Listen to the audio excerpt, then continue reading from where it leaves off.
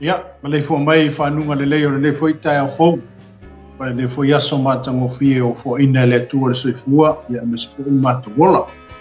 Atalo fato e fo nei tai au le sua manu malo le tato li o Yesu Keriso. Le lio le ola, le lio le toi tu. Ia, o ia fo i mawhai e ona tato wala whai mai fo i le nei tai au. Toi whao popo fo i se isi aso i lo soifua. Ia, toi whao popo fo i se isi ma losi. Ma fai foi ona tato toi whiloa e lunga le tato por kalame ili nui foi tai au matango fie ai manatu tai au le nei ia whaatalo whatu le tino Keriso tan whatu foi e whaapena foi no mai mo mai ia foi mana mamalo le tato atu nei tai au ia bi ia le tua ma lole lau mawia ma lo foi le whatu toi whi au mga luenga ia me se foi le wala aua le tua wala uinailo soifua ia matutofi e foi o fe lawa le tobine ia mane meo wala unai lo tangata ia whaatalo whatu le tai au ai mnatu tai au nei ai tātou tele i ole upo le tua ia e au ona tātou ue le tua si tātou talo ia ona tātou foi mai foi le ia ona amata ina e foi le tātou mta upo pe ona tātou talo ruina ia mai o fonga wala uta ia tātou le tai au si talo ia ona tātou amata ile pe ona ia le tātou mta upo le Galuega la Aposetolo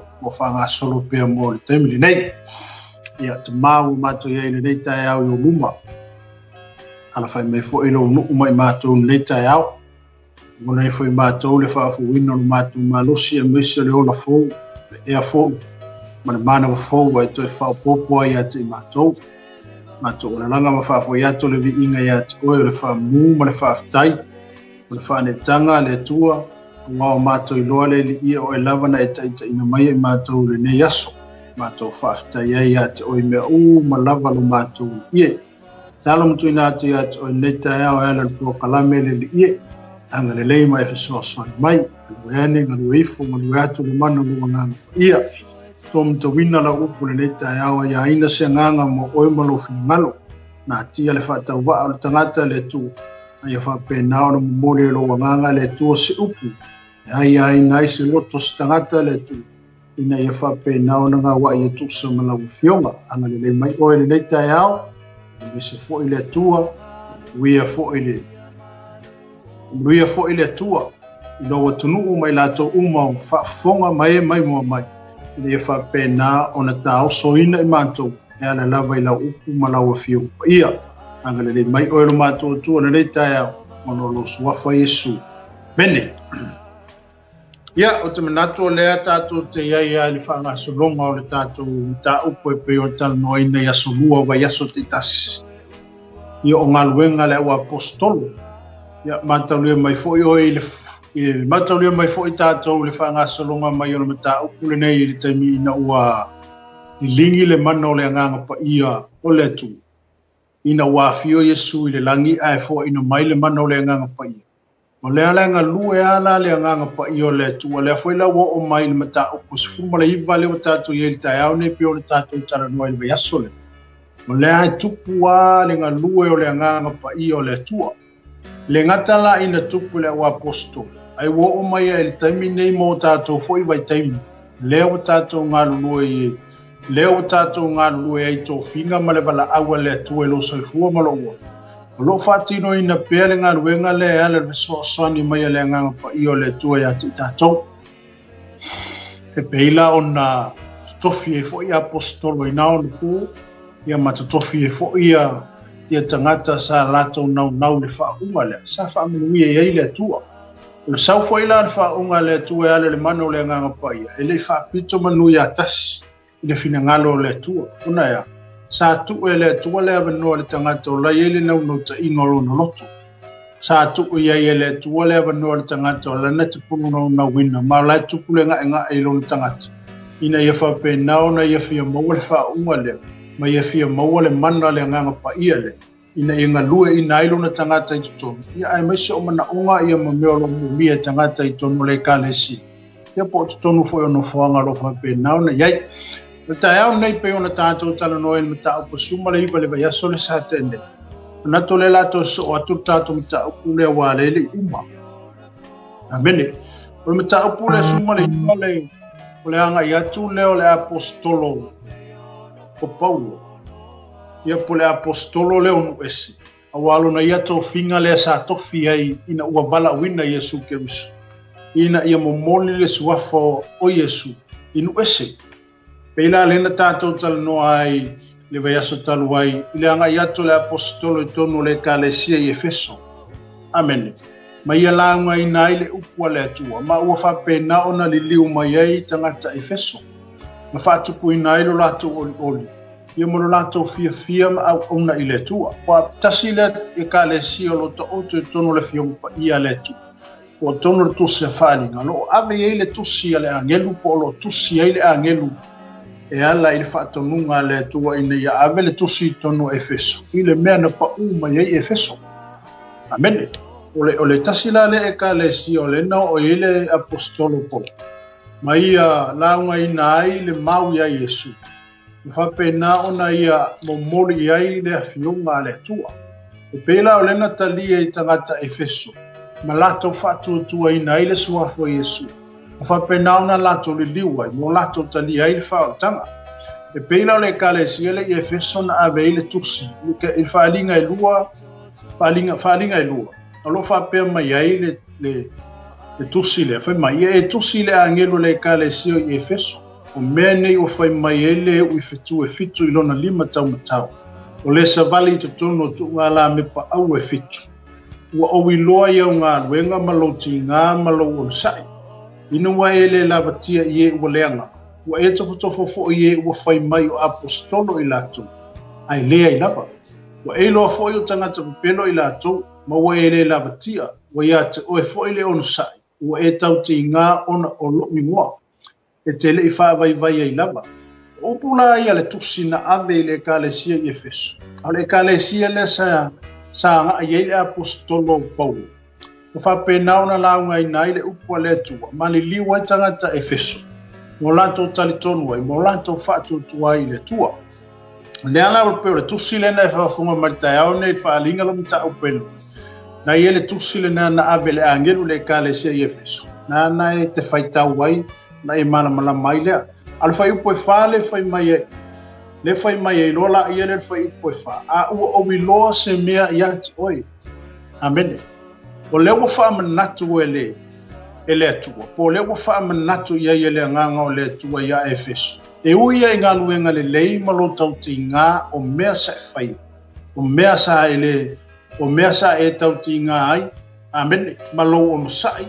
Ua e lavatia i e ua leanga, ua e tofo i e ua whai mai o apostolo. Amene. Mela ia, ua e loa fo i o tangata pipelo i lato. Ma mele whai upetolo, ma ua e lavatia. Ua i ate o e fo i le onusai. Ua e tau ti ngā ona o lo wingoa. Amene. Ma nei anu whai upula. Ma mele tusilea. Efeso, ua o i lolo onusai. Ua o i lolo tau ti ngā ona o lo wingoa. O e duri theanga i le ingoa. Wa owi lolo tau ti ngā onga o le ingoa Yesu. Aleluia. A leo fai mai le fai upu ele. Amen. Wa mai leo le fai upu nea.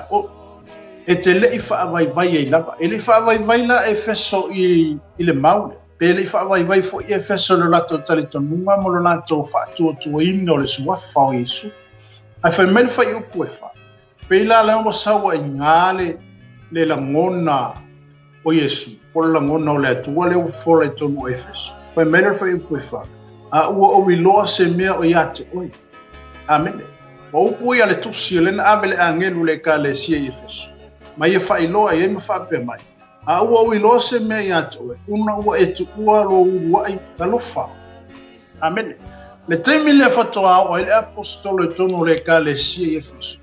Na tupulo lato walo lofa i le tua. Amene. Sa tupulo lato nau, sa tupulo lato whātua, sa lato matua i alo lofa i letu. Aleluia. Apen. Amen. Apea le wafai mai le tusi le wa ave ia Efeso.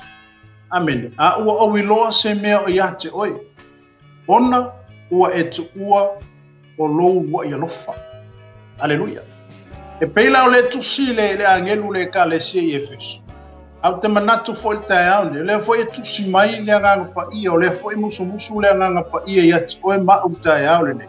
lo fa pe mai le nga pa ia a o wilo se me o ia le ase me o ia le ase me o fa pe na ona e pa u mai e po e fa le tonu mai e ala i le lua mahtanga mua ma le tu awa e ona fa ia tu se mo li mau fa pe ile temi fatu ata tu talia ina ke wiso fa mali ma fa o le tatu i lo so fu mo lo tatu sa e tu wa ile bala au sa tatu tu wa ilu mo le bala au talia Yesu ina ua ngalue la le mana le o le nganga pa i o le tu i o tatu tangata ina wa tatu la ngona ina le upo le tua ma o yo tatu loto ma fa pe na ona tatu fa lo watu yo tatu i lo loto mo tatu tangata wa yele swinga amen ya ona faile o le bala au ma e anga iluma ona italia le Yesu ma tatu talia Yesu le tami mua la le tusi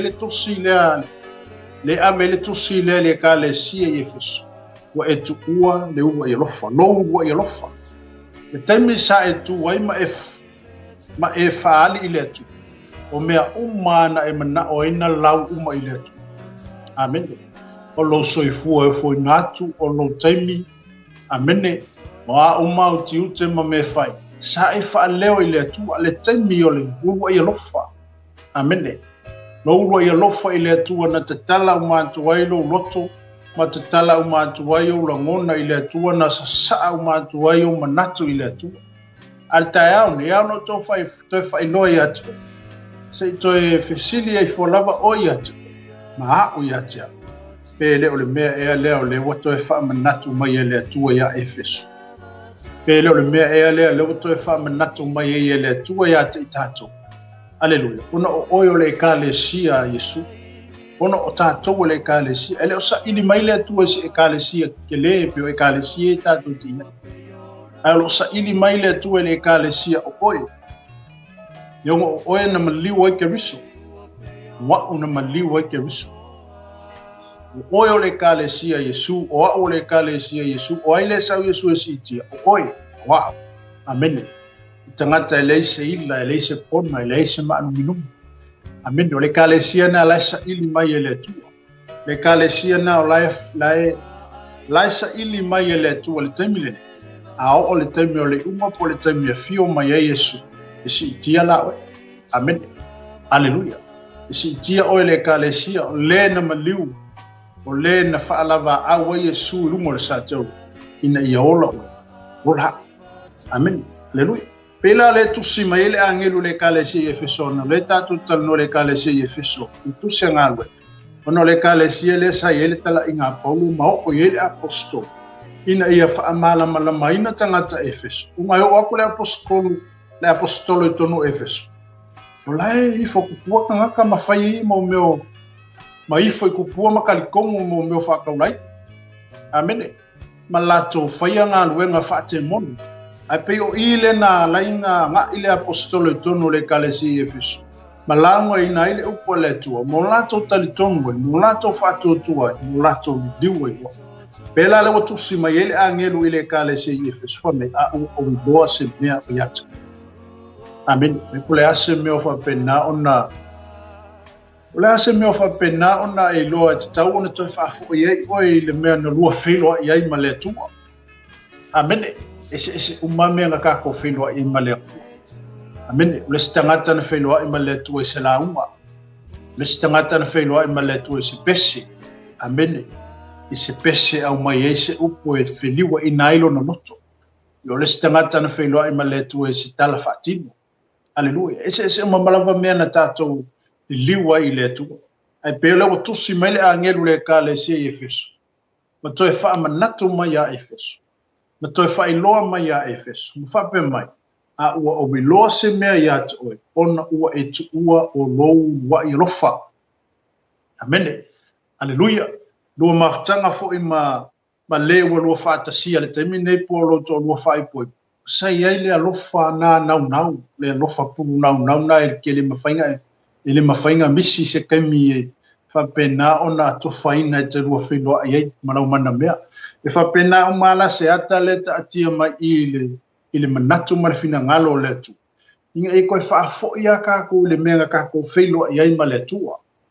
le mafutanga vava lata ma le atu le mafutanga e le kainga e manga oe a whape e le taitai ona e mana oe wha mamu watu ia le fo ua whai mau a inga po le fo ua whai mau to rua whai poi i le rua mafutanga amene te mua amene aleluia i le ua ia lofa amene whape na umala le langona ma le manatu le amai tai au ni ala le fionga pa ia le atua o le ala uto e wha manatu mai le atua oe le te whaafonga mai tātou tai au ne ma le tino keriso me mai ia mai a ua o i loa se mea i ate oe ona ua e tu ua o lou ua i alofa koe whaafoi oe le ua i alofa ngai alofa i le kua amen so e whaafoi tātou le ua i alofa sa tātou alofa i le atua amen a wana te peono mo i alofa mai o le atua e whapera fo i se langona o laita o tolu fina ngalo o le atua e au fo i ona tātou toi whaatino atu le ua i alofa le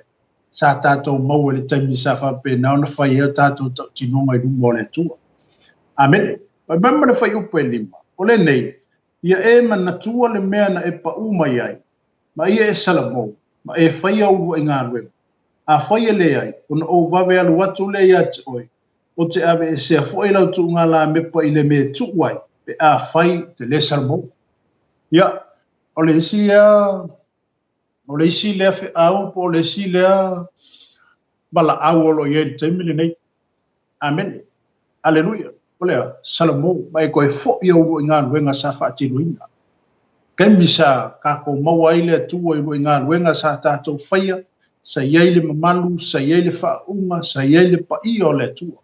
Ai peo loto e whaamanatu mai e le atua i le ka le sia i e feso. Le nei, ia e manatua le mena e pa umai ei, o le amenga e whale konga, o le ame sa tātou whale tonua, o ani mea sa tutupu ia tātou, o leo whaimele whionga pa i a le atua.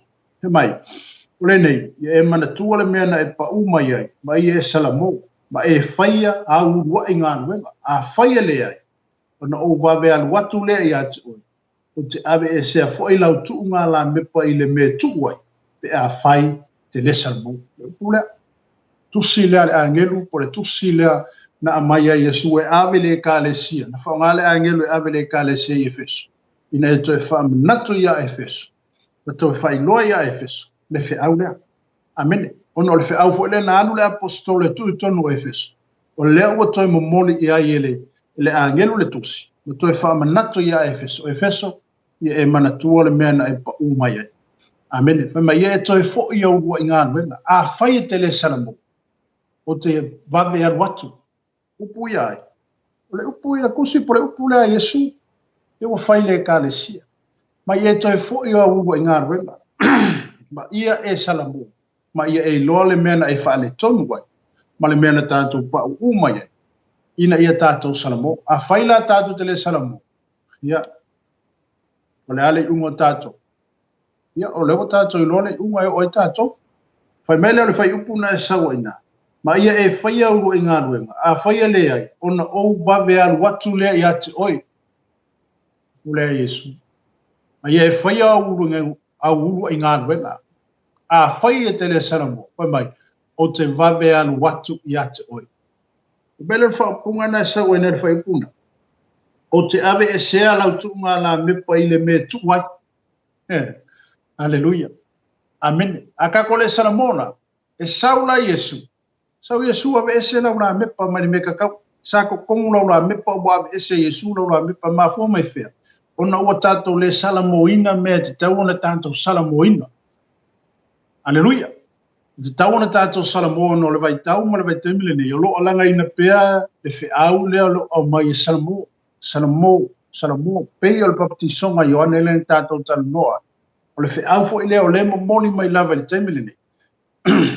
Ena le isi au wala e au na tātou ui ai. E le isi au wala e au na tātou sauwhanga ato i le ola ma le manuia e whaavava. O le salamo. Amen. Ia ona tātou salamo mo tātou li liu mai. Ia tātou toi fo e whaatino ngā luenga sa tātou whai. Sa tātou wala lofa, mo le tātou e lofa na tupu i o tātou rotu. Na tātou wala lofa i le tu. Aleluia. Amene. Bela whai upuna e sawena. Ona owawe le, ona owawe al watu le i ate oi.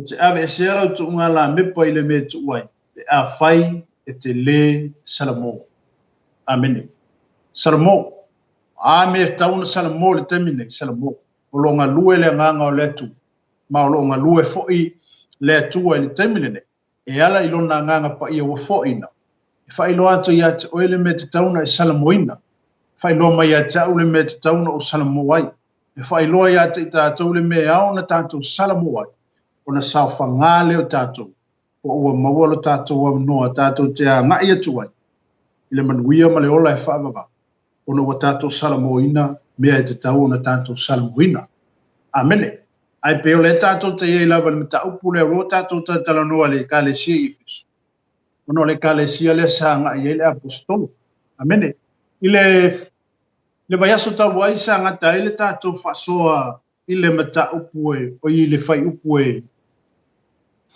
ile fai upu se fumatas amen ina ua a fai upu se fulu ina ua tutupu va venga i limo le apostol aleluia a fai tau ma le fai upu se fulu fai mai e lua tau sanga na fai aile nei mea o lea na whaalongo ai le afionga le atua o Yesu i lato umalava o e wana nofo i Asia o Utaia a toa ma eleni e lua tau sanga talu na ngā lue le apostolo le tutonu e kalesia le Efes o whamea sa whaalongo i ei tangata i le afionga amene sa whaalongo i ei tangata i le li o Yesu e le ngata la o e sanu nofo i Asia o Utaia a toa ma eleni amen. Matalu e foi le tātou tu sila sa tātou fai tawina i lumatu. Tu sila vangaluenga. Na ele termina fai ele atua ia paumo. Awane i tau tala i tutonu Asia. Amen. E pe lewa o mai i le mata upu le sumale. O pe o lewa te tala le avanoa. Ma ua faa leo ai le tala inga pau. Ono lewa e faa longo mai le upu le atua le tae aulene. Ma ele ngata ina wa whaalongo i le afionga le li o Yesu. O i lato umalava o eo a nofo i Asia. O tangata la le nofo i Asia. Wala ko whaalongo le upo le tua. Tangata la nofo i tono Asia. Wala to whaalongo i le afionga le tua. Ele ngata la o tangata Asia. O tangata Utaia. Ma tangata ele. Amene. Ma yo o tangata Utaia. Mele whai atu wai fo ilele. O ele o tangata Utaia umai tali tonu ya Yesu. Amen. E ia tangata Utaia po nisi foi o tangata Israelu lato te le tali tonu ia Yesu. Amen. Aleluia. O le ala e tau mawhai ala le apostolo ina ia toi mumoli ale fe au le te tonu tangata Utaia. Ma ia lato tali tonu mo lato whatu tuaina. O le Yesu le na maliu. O ia le o le alo o le tua. Amen. Wa e tala noa fo ia ma e whaalongolongo fo i taimi nei pe a whaasoa fo i tangata le fionga le tu. Wai ka uisi ka le kari kongo o ia fo i maa lo sa e tututon. Ia o Yesu o perfecta. I si ata le tonunga na. Amene. Ai pe ia lewa e tali tonu mo tato whatutua ina. O Yesu o ia o le alo le tu. O ia o le na maliu mai. O ia o le na fio mai. O ia o le na ia awina mai. Ina ia whaia le tong yola ma le lavea i mo tātou. O le ala whai mai i le whai posifu. E lua tau sanga na whai ai le nei mea. O lea na whaalongo ai le afionga le li o Yesu i lato umalava o e no nofo i Asia. O Utaia a toa ma eleni. Lua tau sanga o ngā lua le apostolo.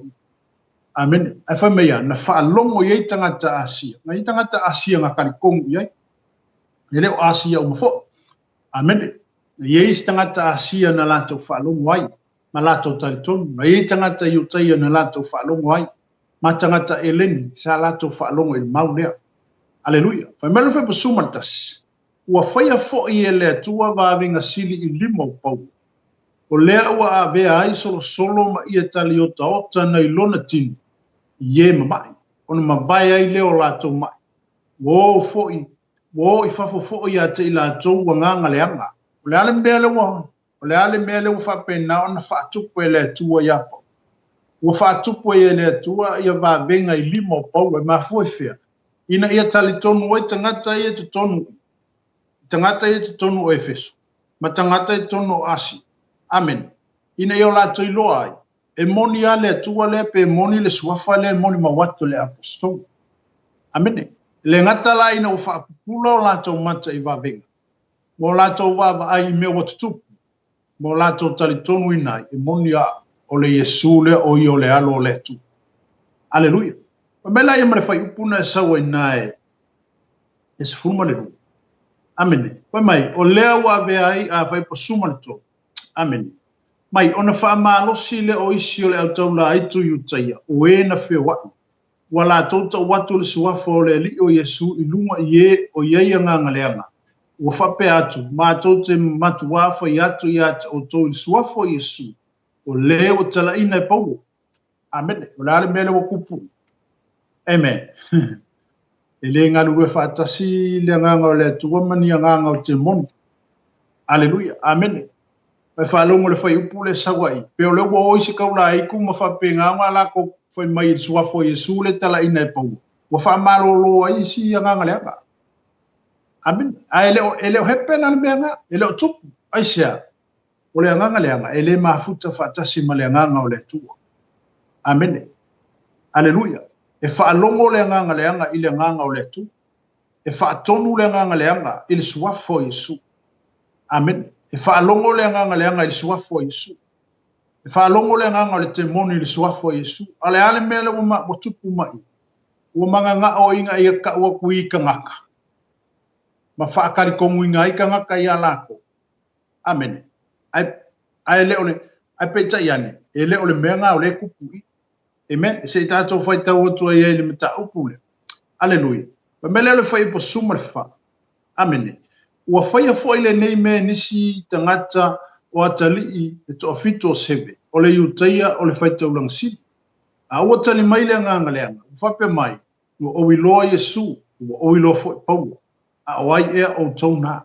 Amene, o na oso mai ei leo le tangata wa iai le nganga leanga, ua manu malo ia te I lātou, ua whaia ina lava I lātou ia te ia, o na so sola ai leo I lātou I fafu o le fale, ua le lava lava, ba ua manua. Amene. Aleluia. Whaalongo le le whainga le whaapunga le. Whaalongo fo. Ua whaia fo I le nei mea e nisi tangata o atali'i e 𝚜𝚜𝚅𝚡 o le 𝚘𝚜𝚎 o le whaitauronga sini. Wai waile le kofi le ngā lua e ka malole. Amen. O seve o I o le whaitauronga sini. O inga aku o I o le whaitauronga sini. O I o le tangata whailotu. O ia e le tūlanga mawalunga ma le tau whinga mawalunga e tono le kālesia. Ale ale mele tupu I tono le ainga. E ese ale mele nga lua ele koinga. Ese le mele nga I le whanga. Amene. Wa le wai whafonga le tai au le. Amen. Wai mai. O ia o le whaitaulonga sini. Ale ale mele nga lua tono le ainga. O le whai nga lua nga whakaura I ku kongu I. Amen. O le whai nga lua I le ki apolo I ku kongu I. Amen. A o se fautuanga foi po se tua lalo le por kalame le tai au le. Amen. O foi tato te pape na foi ia tato ngā lulue, ia ngā lue a oi ate oi. I lolo te fale mo tato tangata. Ono leta o te tono le fionga pa ia le tua. O akali I o seve, o akali o le whaikauranga siri. O le tangata lo lotu, o ainga lo lotu. O ainga o lai ei le bala awina le tua ia te ila tau. Alale mele kukumai kongu. Aleluia. Wai mai o isi akali I o seve wala ko woma. Ma whai le mele. O le ala le mele tali le wa mau mai ei. Ala whai eri kai mo. Whai le nganga leanga. O iloa Yesu o iloa fwoi pau. O kou. Ke le iloa o kou. Ai o se toi wha manatu fwoi lea mo tātou leo Kirisiano le tai au le. Ia mo le tātou wala wina. Amen. E awa o na tātou iloa ina, ma tātou mauti noa, lo tātou wala wina, ma le whaonga ino e tātou. Aleluia. E le whapea e te alu le wha malo lorke, mongi ka wanga e atu. Aleluia. Lei o lai maka I le leia o e ki e mongi mea umanga ke whaia. E mo I le o tino mai, au le nganga, o le spirit. O la fwe manga o le ke mongi se ka ngaka e alu I kukongo ia. E activate mai e mea le manga oi. Amen. A oela na tangata wa I loa wa ia te oele wha unga ma tātou wa ia le mana ma le pule wa fua ina le tua ia te tātou. E te taua na tātou mataala I mea ia. Aleluia. a tātou wōfu e whamaloloni mai e mauti noa mo tātou iloa, wa ia te oele whaunga le tua in mi tāwha ioi lea. Ane te le sana alu fu e whaini mepe a whapea le uro wala wina lea. Aleluia. Aisea, o ngā lewa iei mea wa tutupu I tono le fionga le tua. O lewa iei mea wa tutupu le whanau e whaitaulonga sili lea. Aleluia. O lewa tutupu oi mea. O ale mea lewa kupo I. O lewa whakamoe e ke mongi. Whakamoe le nganga le tangata ola ma le tangata suifua. Amene. Ai aona tātou mata I tuwina mene. Ma aona tātou whaalongolongo ma I whapena ona tātou su e anga I. Leo te moni fo I e ngomo meo ke mongi e maka I le leo. Amen. Ni e whapea o e leo maka inga o ke mongi le mea ngai ke aluanga I. Aleluia. E o lau savali o lau kalangoa o a uma me te whai. E maku ai pu e umari ke mungi meanga. Leanga meanga.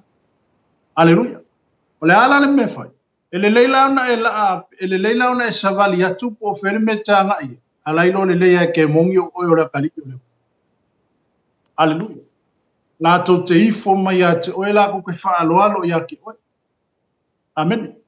La tau te la ko ke whaaloalo mai whaangau ale akua. Ale ngara ka kola la ko lo fa perke mungi ya le wasa amaka ko le wasa. Amen. Aleluia. E pe o isi vaenga na pe o le tatu te fa so e upo le tu le tai aule. Ona watali I o seve tu kwai le fa le lave po le nganga le wa kuli ngir fa ngau le ase. Ya asi sila la I tamau le wali. Ola ye le tofi tonu le ka le sia. O le faita ulanga sili. O I o le tangata whaia tauranga si. Amen. Aleluia. A leo tupu mai le whale tonu le whanau. Aleluia. Ma meo le tupu mai e ma meo le ngai oi ko kongo le ai. Wingo le yeri ngā ruenga whake mongi le ka o ko kongo le ai. Amen. A leo whai mai le tātou muta upu le tai aule. A uatani mai le nganga le anga. Wa whape mai. Wa oi loa Yesu. Wa oi loa fwoi pau. A awai ea o tonu nā. Wa mero whape suma le ono. No so mai ai leo le tangata wa iei le nganga leanga. Wa manu malo ia te ilato. Wa whaia ina lava ilato ia te ia. Ona so sola leo ilato I fafu le whale. Wa le lava lava. Ma ua mangu. Wa vaila ili mele whaia ke mongi kangakan. Whaangia ke mongi. Ele sa uwhai mea. Wa le lava lava. Wa mangu. Amen. Aleluia.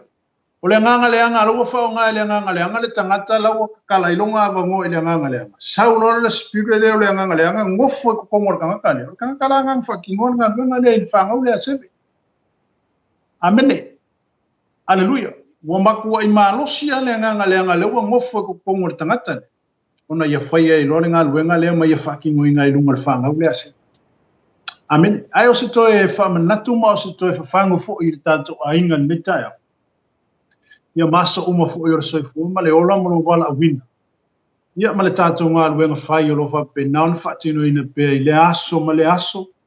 Tonu fo I ngā luenga ma le ka le sia o lo enga lue. Amen. O mea ia ope a whape ka ko ke le makaala mo tātou mata I tuwina.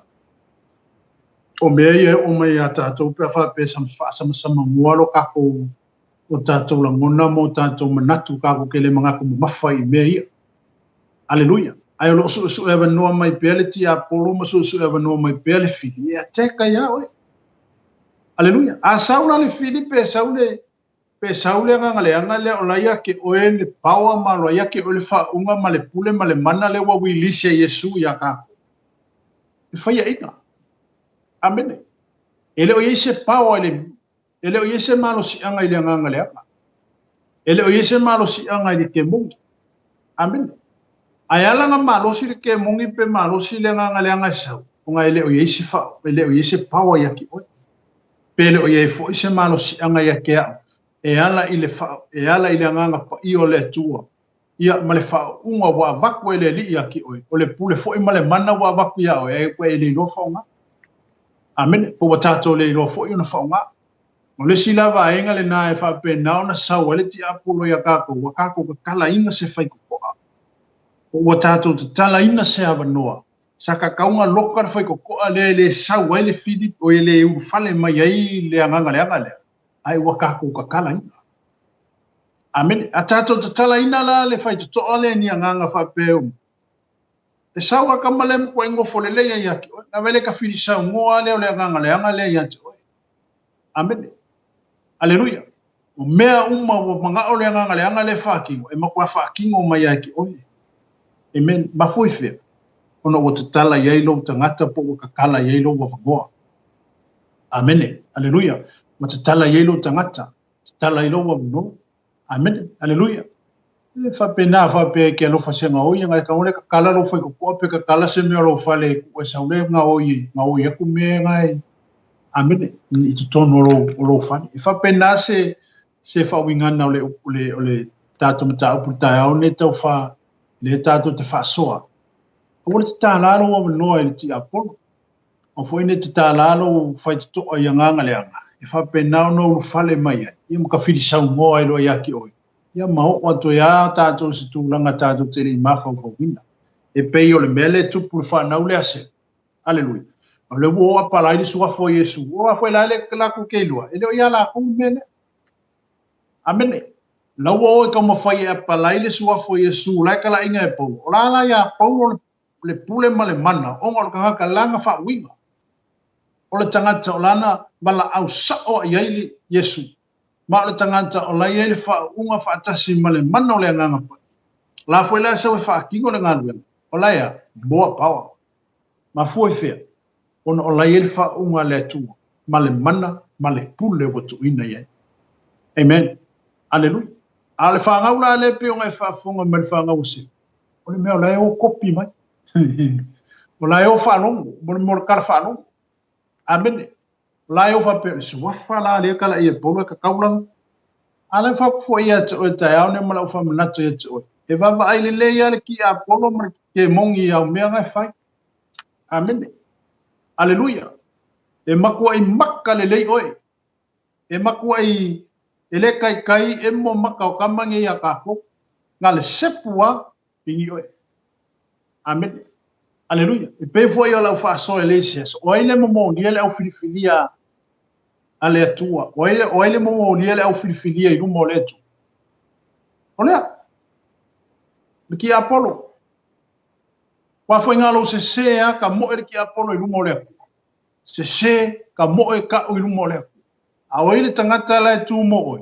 O Yesu. Amen. O le tato puru vanga le na. O le tātou lo ia nga. Amen. Wa waku e whape mai le ko i pe ia sa. E whape Yesu ta ma u se awangoa. O lo wakali inga nga o maliwai. U se awanoa. Lo wa finenga nga o maliwai. O ngā lea. O le se o le me wha. O le se o nga kuro kako awangoa le mele ka kaunku wai. Aleluia. Ma pe nao na a yese awangoa ke loa rufale meriki apolo kongolo wa inga po kongolo ka kapungi. Kapungi makule loka e makua loka e whai kua. Ui koe sau ko. Aleluia. Wala mea ngā lenga kupu whangau lea sepe. La la mea lenga mawai. Kua wha elia ke mo. Wale ngā kala inga leila wala vāpio le tātou tusi tai au. E whai mewa. Mangua. Nga makua whasi wha le leia ke mongi la wali. Amen. Amen. E whapena fo ile tātou wolanga ke risiano le tātou wolanga tau mawhai le atu. Amen. A tātou tu ina se awanoa e ufale mai ai le ti Apollo ma whapena o nā ngā e mai ai nganga nei a tātou. O le mea fo ila le mau e kako. Koe whasasanga mai mea ia koe paka kako. Koe whasasanga mai nganga le anga ia toi whaumatia i tātou. Awa ia te oe, ia e tali tonu mai whātou tu. E ala i lo talia ina o ke risu. E ala i lo tātou talia ina o le whaoletanga. Ua fo ina ia te oe le pule ma le mana. Wa ia te oe le authority, wa ia te au le pule te whaatonu ina. Amene. Ma tātou whaatonu ina ia nganga le anga nei anga i mai. Aleluia. Tonu o tātou ainga, tonu o lau kalesia, le ale mea o wala ina i oe. Na wa ia te oe le pule na te whaatonu ina i. Amene. Ai waki alfa pe haku le suafa lai o whaalonga o la unga ile. Amene. Na wa ia te oe, ia e tali tonu ia, wa e kari kongu ia, hepe ni aki oe. a tātou talitonu i le suafa lea, e tupu ia te i tātou. Aleluia. Amene. Wa mele fai pusuma fitu. Wa iloa le nei mea i lātou uma lava e wana nofu i Efeso. O iutaia a toa ma eleni. O o lea o le matau ia te i lātou uma lava. Wa vi ia fo i le suafa o le li i o Yesu. Le ala mele wa kupu kokongo Efeso. Inga ua lātou titilo mo lātou maitau. Wa lātou loa fo i mo lātou moni mawina. Le ngata o vavenga ma me wa tutupu i tutonu i. Wa me o ole la ko lea le makau. La ale se wingo le pu makau. Le fefe. Amene. Mai wa tupu ia te i lātou le matau. Amene. Ona o lea o le matau ia te i lātou umalava. Ona vi ia ai lea o le suafa o Yesu. Mera le ukupu. Malako vai ko i mea wa kupu ma mea o le afa wa te i lātou le fefe ma le matata. O ngā lako i loa loa lea, o ngā lako wha maura, mo lako vivi i lea. Mo lātou vivi i a Yesu. Aisea. Ona la wala to mori mawina me e tupu mai. Ele ngi mea ke yako. Amen. E ala le tala inga le apostolo. O le wala ko mori mawinga le tutupu o vavenga. Wala to mori mawina le upu le tua lea wa ia inai tangata Efeso. Wala to mori mawina le wha maoni o le tua e ala le apostolo. Paulo malone mori mawina le suafa Yesu. O le wa tutupu wa i vavenga. Mali liwa i tangata i le tu. Aleluia. Amene. Fai pula summa le valu fai mai. Wo mai foi la tau e to teli. O e wo fatu o tua. Mo faali mai, mata mai ala tau a mi. O e vai la nga lue le nganga o le koe kongo le kale se Efeso. Le ngaka lai ngo makaka uma fefefe tangata i mei. A wala tau vivi ia i le tua. Le ngata foi le na. Ai fai mai. Wo to tele ua. E to tele foi o e wo fai tonga fiti. A kaulai ko kanga ka umala ia nga lue.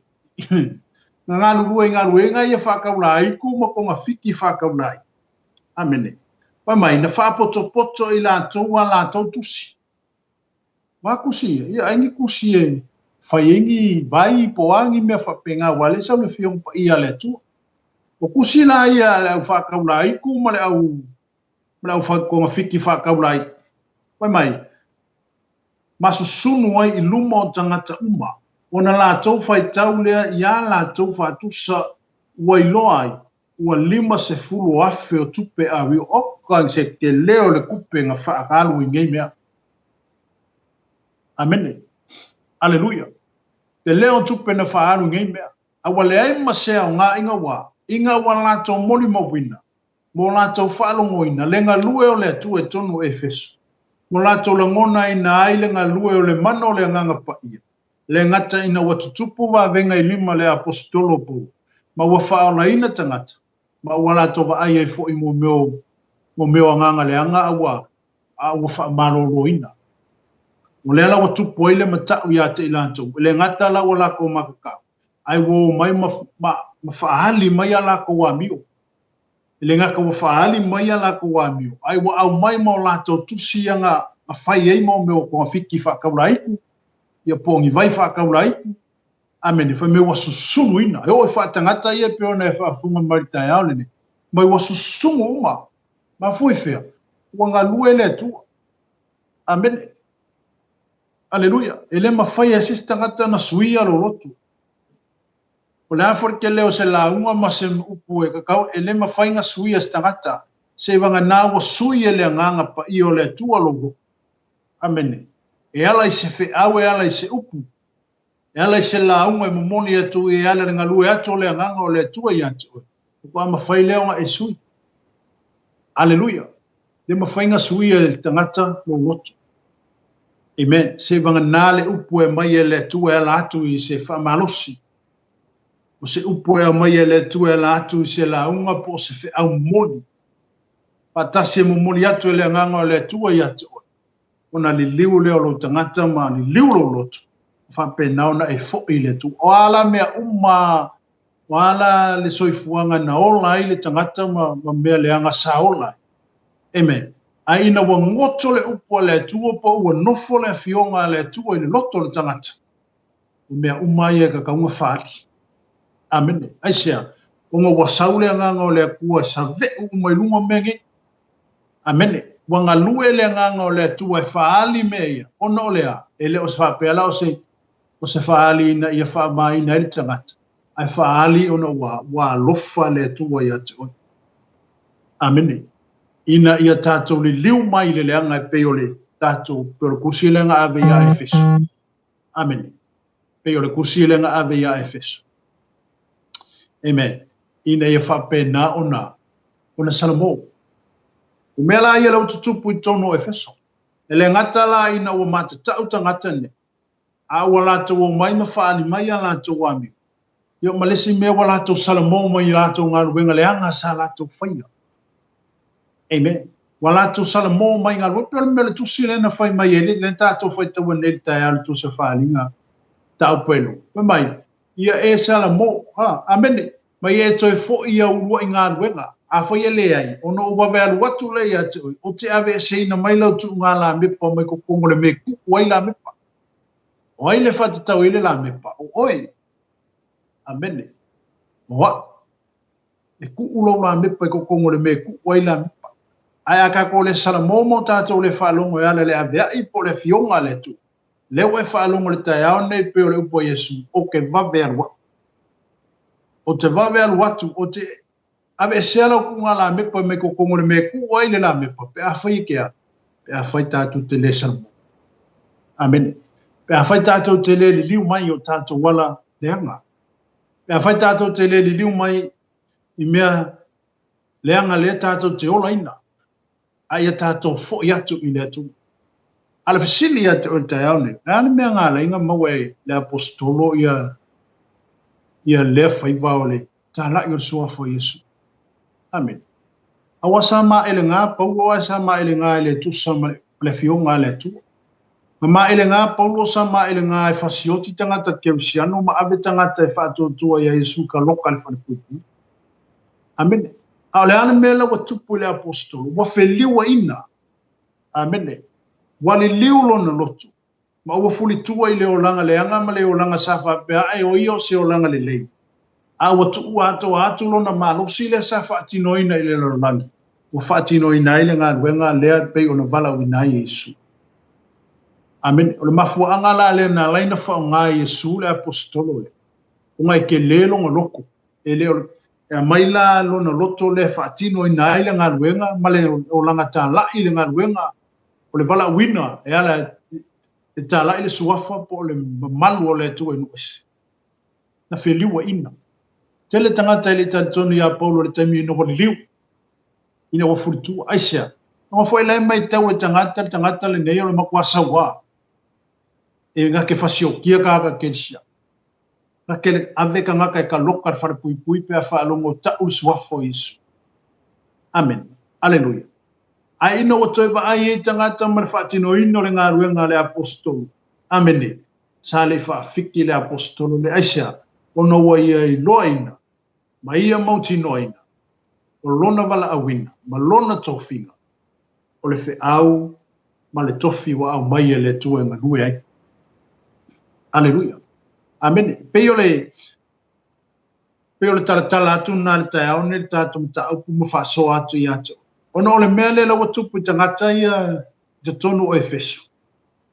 Tangata ia e whai konga whiki whakauna aiku. Amen. Alleluia. O tangata ia I kokongu I o tangata e ka whaakusa. Ia mai lātou umoro ngā luai. A ina ua ngā luai le nganga pa I o le tue tonu le ka le si Efeso.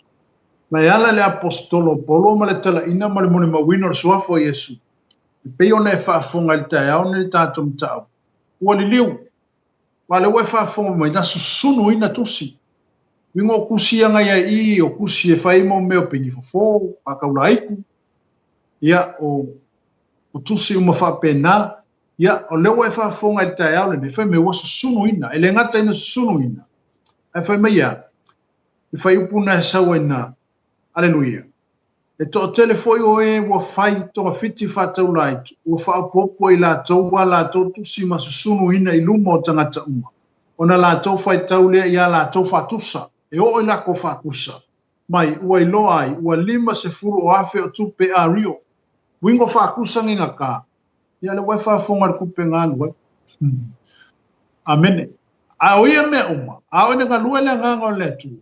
Ma whapena o na palasi le whaunga le atua. Ma ua ngā lue le mana o le nganga pa i o le akua. E le koe kuku mea i e ruma o le akua. A o whaina whio mai le mamalu o le atua. Ma o mai le atua e luna ia lava tei. E le ima se mea koe whaalawe lawe le kai mea whio mai ei le mamalu o le akua. Amene. E pei o lewa e whaafonga tae au nei tātum ta upuri tae au nei nei ma le toe whaamanatu atu i ate oi. Aleluia. Ngā luenga nei na whaatino ina tangata e whetsu. Ai ina wala atu i loa mo la atu mo tinoa ua ngā lue le nganga o le atua e ale le apostol. Ma ua palasi fwere whaunga i e ale le mano le nganga pai. O mea ngā lako fie o susungu e leo ngi mea le lei mea ia sa lato whaatino ina. Amene. Aleluia. Amen. E o foi le tātou foi o langa sa ili mo le tātou foi o langa tau mwhai le tua. E ia mea o leo langa e whaanabi. E foi atukua o lo whapena o na e ngofa o ia ma si au foi kupua o iai. Ai pe o isi ia vaenga o leo te whaaso ato ia te oe tae aule. E te taua o na tātou wa. E te taua o na whaato ila loina mea ia te tātou. Tātou te ola leo langa le nei. E tātou tau mwhai e whaato ila loina. Pena ona tātou whaaleo ngā ina ngā ruengai. Ia, ona whao ngā ina e fo leo tātou e letu. Ia e pe fo i o le apostolo. On wese. Aleluia. I le whaipula e lusu ma tasi anga mai lalo le tātou tu. Siro whape mai e. Ua mawai ia mea. Ona tuu lea e paulo i lona loto. A uma ona ui ane Makedonia ma Akaia. E alu u Jerusalema. Ua whapea o ia. A mawai ona o iai. E te tau ona o wasiasi i Roma. Ona awina atu lea e ia i Makedonia tangata e to lua o ena au ona i ate ia. O Timoteo ma e rato. A o ia. Ua whai pō ona nofo i Asia. Amen. Ia, leo foi wai whaafonga li tala lea.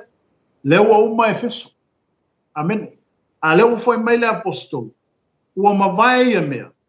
Ona tuu lea e Paulo i lona loto, ua kuo e Paulo i lona loko. E kakau o ngā uiangi whea, i Makedonia. E kakau ngā alu i Makedonia, ma Akaia. E alu i Jerusalema.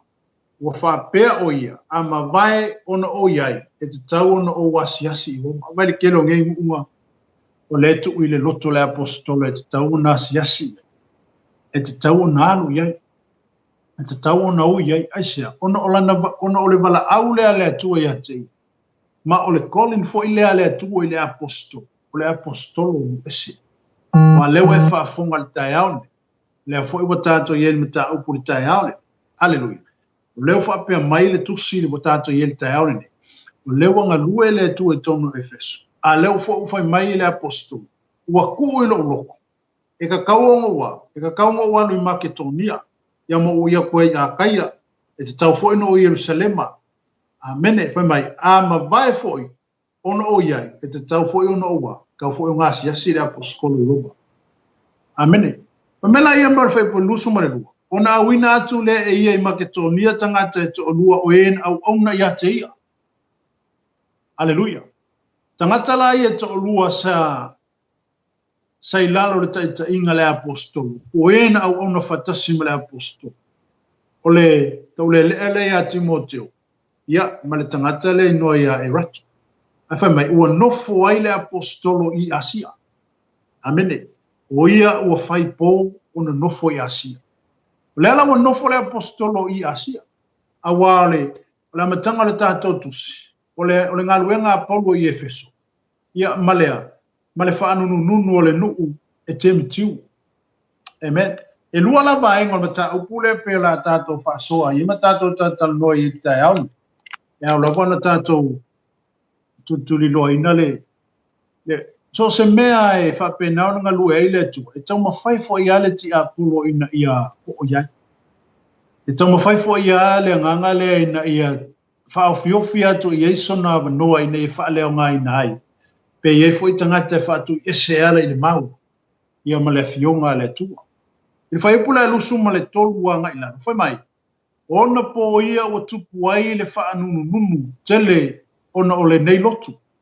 awa o le tastanga tau te mtiu le ingoa o le fai mea a rio o le na fai malu a rio tiana ma ua maua ai le o loa tele motofunga ua whaapoto ia ia te ila tau a tau ma le au whainga ruenga i mea whaapena ua whai atu so mai ua owi loa le nei whaiva ua tātou ta mau a ingai ua o tau ilo foi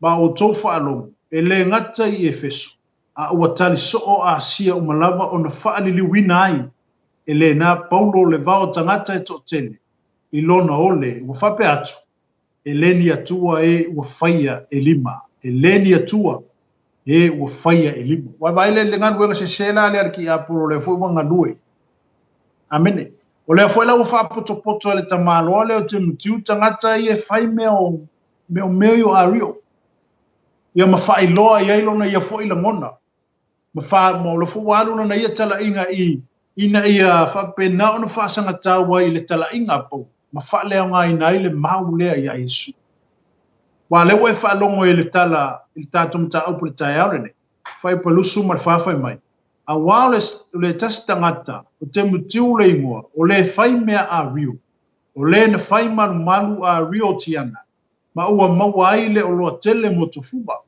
ua whaapoto e ia te ila tau a tō male au whainga ruenga i mea whapena ua whai atu so mai ua owi loa le nei whaiva ua tātou ta mau ai ngai ua o tau ilo foi ma o tau whaalongo e le ngata i Efeso a ua tali soo a sia o malava o na whaali liwina ai e le na Paulo le vao tangata e totele i lona ole ua whape atu e leni atua e ua whaia i lima ia wale tala inga la lea Paulo lea la foi la ua tu foi le tangata lea mai ia te le tala inga po le lotu le tala i atu e po amen mai ua whaalea o ngā ina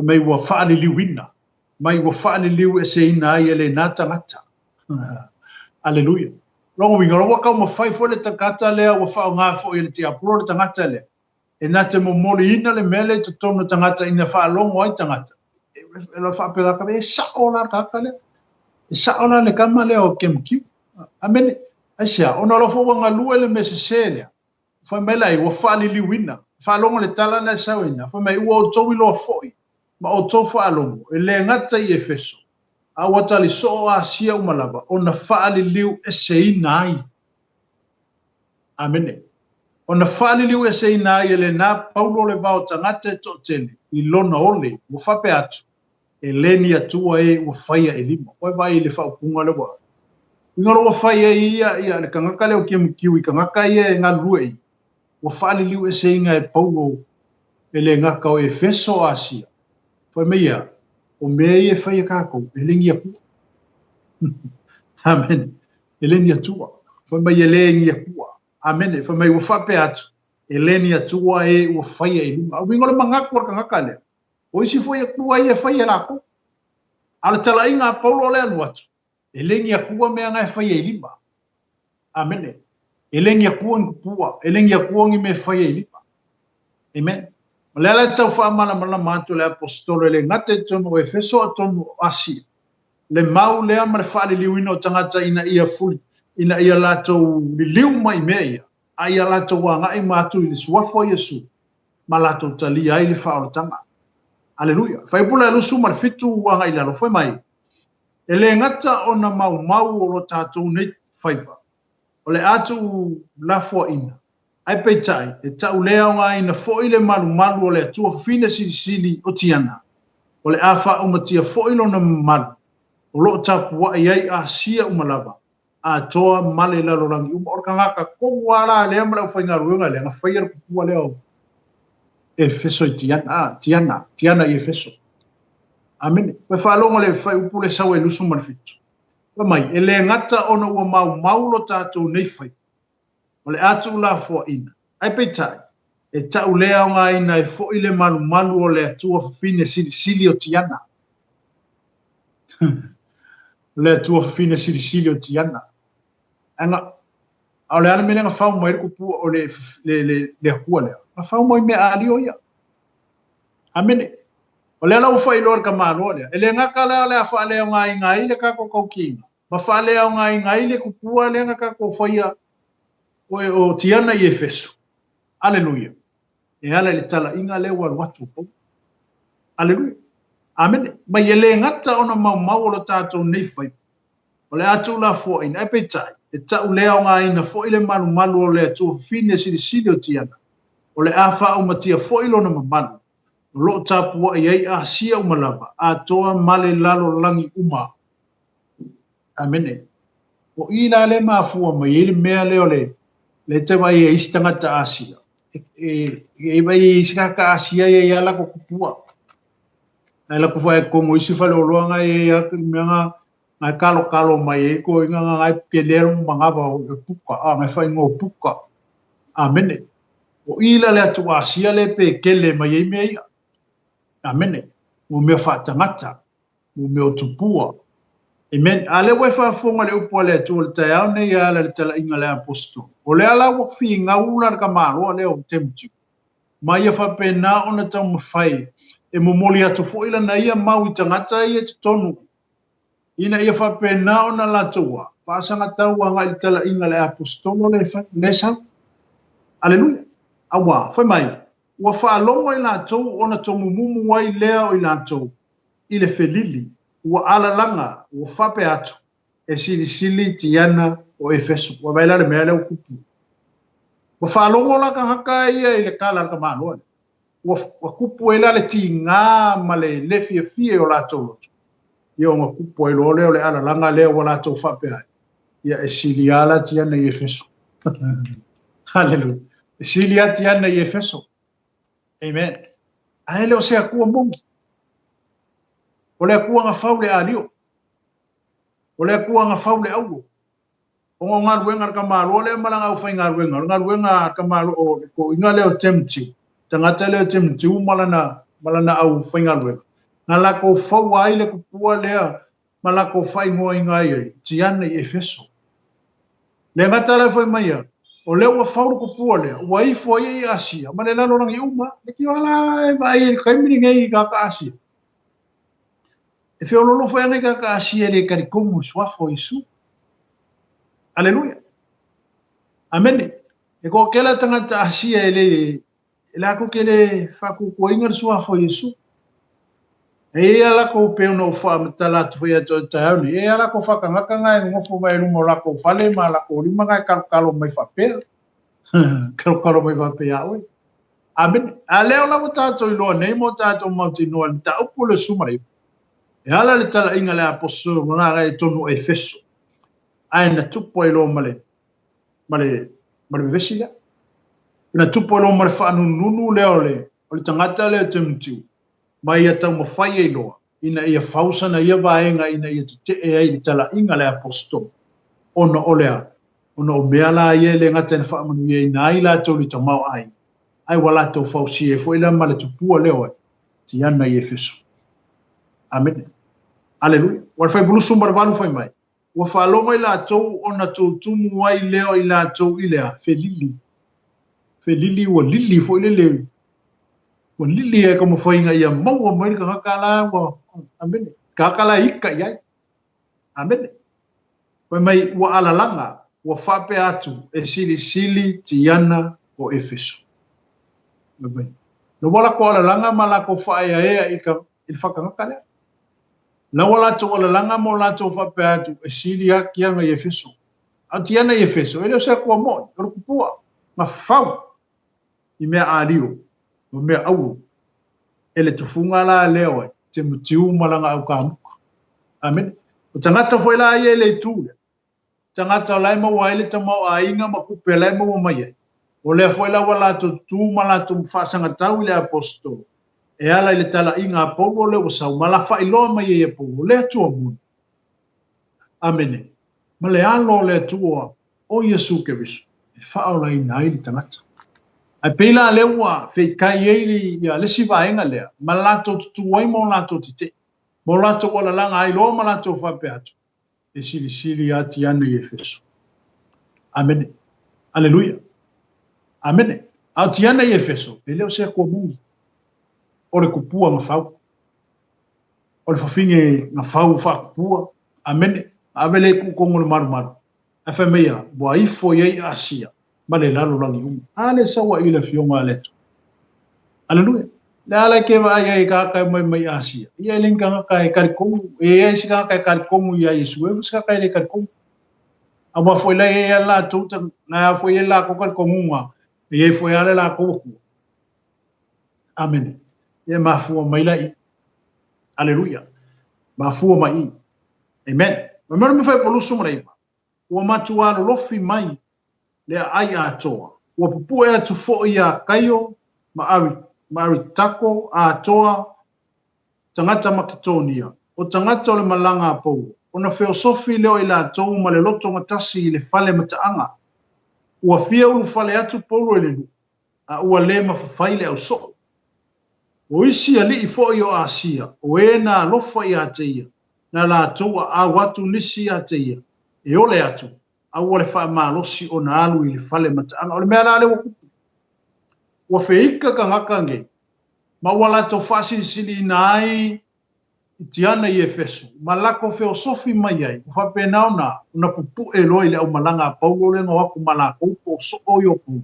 Ue ngā lako mori mawinga le suafo Yesu. Whapengao ngā lako ave kongo fale makaanga. Amene. Aleluia. Me wala tau ave tutonu fale mataanga. O le ane me la whakingo oi. Amen. Wa ave yai oe.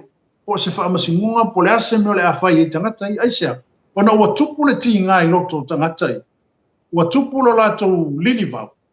Ona o le mau ma le suafo Yesu le mori mawina le apostol. Aleluia. A o se whamalosi fo i mo tātou le tai haole. O se toi whawhangu fo i mo i tātou ma o se toi whai loa fo. Aleluia. Ia e loa mo tātou mautinoa.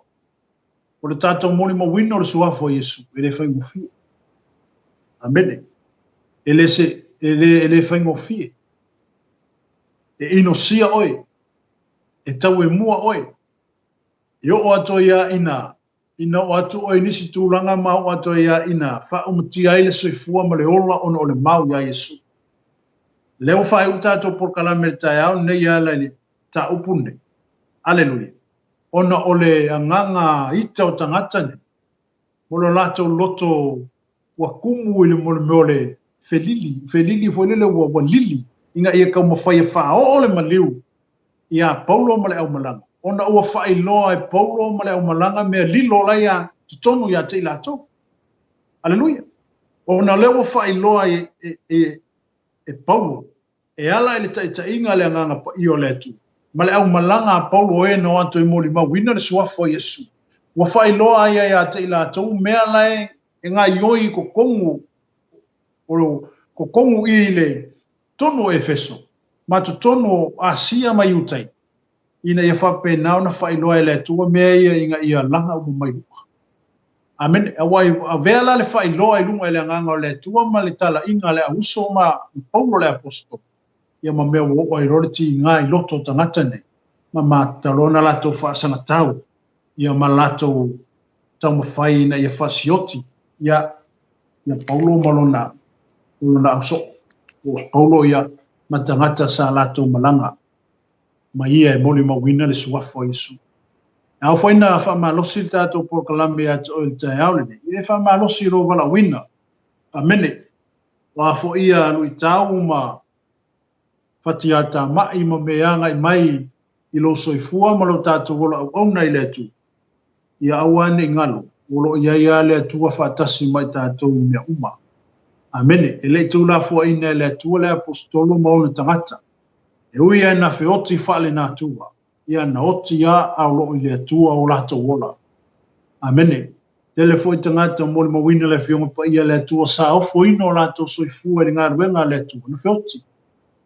Amene. Au le ale tali na mau. Sa lato maua le oli ma le whiawhia o lo wha tali mai di langa. Sa lato maua le oli. Aleluia. Sa pupua ngā tia le soifuanga ma le olanga nei ona na mau ia Yesu. Ai no uma le vala wina ma le ngaluenga sa tu ina ia le tu au whahi uina le whai. Amen. Ia o uru whale atu i le ola e wha vau ma le manuia ata liu sa mia le tu. Amen. Aleluia. Pea upu whaamalosi a Paulo na whaino na tali whale nganga o Timoteo, ono le asauni o le auti. O tau le lei o ia te au le tau sinionga, o te wina moa o le pale, o le ame o tonu. Amene, pale o le ola. Aleluia. Aisea, o tau tino le tangata wa ia mautinoa. O tau tino le apostolo ono wa iloa. Lona tau unga, ma lona vala awina, ma le ngā luenga sa totofi ai o ia eletu. E ui ala ina na soifua le apostolo le te mi malana tala na fai. A o lona tale tonunga, ma lona wha muemuega. Wa ia mauti noa. Amen. Aisea, ono lana ngā luenga sa whaatini. Ma le vala awa le atu elo no soifu. E le whaafiti, e le sorbuli, o ame te inga sa oi. Ai sa savali pia. Sa huu pia le maulea. Sa ta ofi pia le suafo Yesu. Ona ele o sitasi na vala au ya pau. Na vala au tu sa o a Yesu ya pau. Aleluia. Na tu fo ila o le sfa malo se fo ina mo tātou neta iau. Na fo ilo vala wina mo le meo tutofi e tātou ele tu. Ya tātou tu mawai. Ma pe na ona ye ilo vala wina. A me se fo ila wha mahalosi o le anganga o le tu e ati tātou. E tātou wha mahalosi. Ya tau abele mau. O a fo ime e o mailo soifuanga. Ia iloa. Ia e mautinoa. O lo ia ilo tali. O lo ia ilo tali. O ia ilo manuia. O ia ile palo le ola. Ma ia ima le ola e wha vau saunia ma tapina ina e le tua mo tātou. Ia, whamanu ia tele le tua le aingo ke riso le neita e au. Tau ina ianga le leile tua. Ai whai ungo le neiva yaso. Ia, pe nao na tā oso ina mai a tā wholau ina fo i tātou e ala na so soania le tua. Ia, fe au mga aluenga, o kalame mafuafuanga. Ia ele manuia o le tua. Tono lo fale, tono lo fale, tono lo ngā aluenga, ma lo walawina. Ia, ia i pele alofa ma le anga le leo le tua. Ai manatu. A pau mai iri tātou por kalame tātou toe peloa i fo i vai aso anga fo nei. Ai amone le taimi, wha soi fua, a tofa aina, manu ia tele o tātou o tunu. Manu ia le tino keriso. Ono Yesu. Amen.